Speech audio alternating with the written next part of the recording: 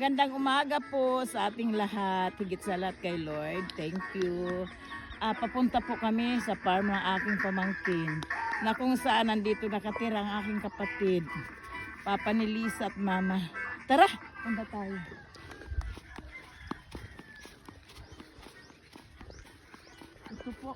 Ito po yung pundar na aking pamangkin.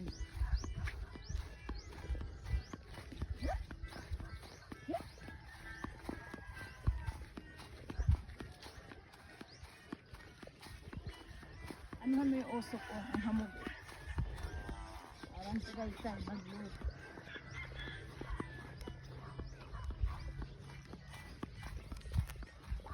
Ay anak, may kalabaw oh.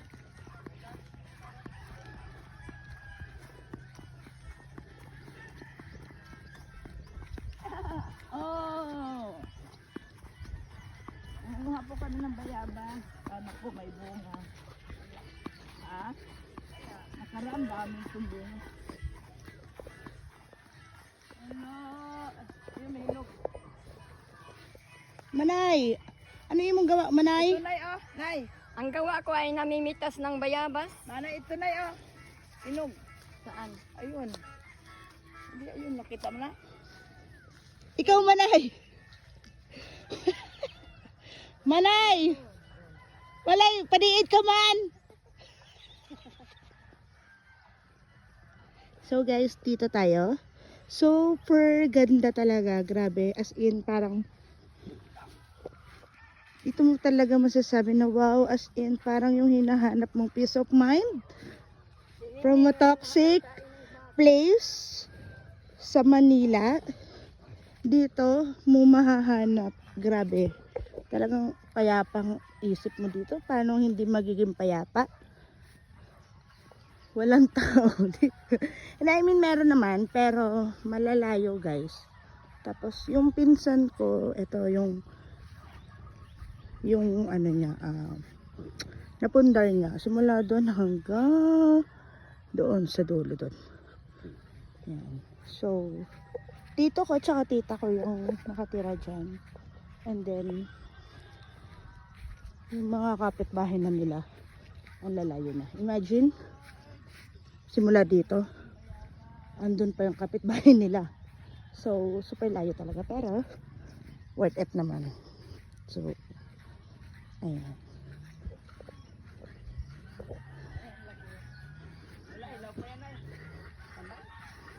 Mga Manay! Kumakain kami ng bayabas. Patingin naman ang huli niyo. Masustansya po ito, bayabas. Fresh. So, papasok na tayo sa gate nila, guys. Kasi may bakod na sila rito. Yeah.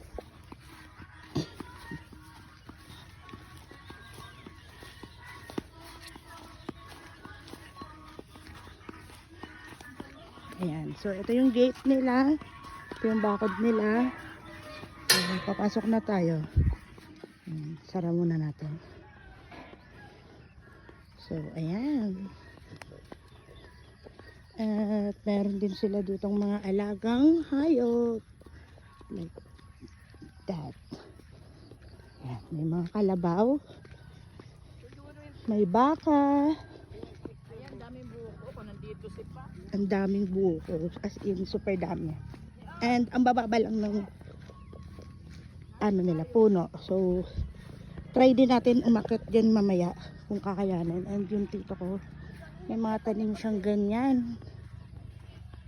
At may mga baboy rin pala guys. So, sobrang ganda. And shout out pala sa mga pinsan ko dyan sa Manila. Ano, ang dami biik.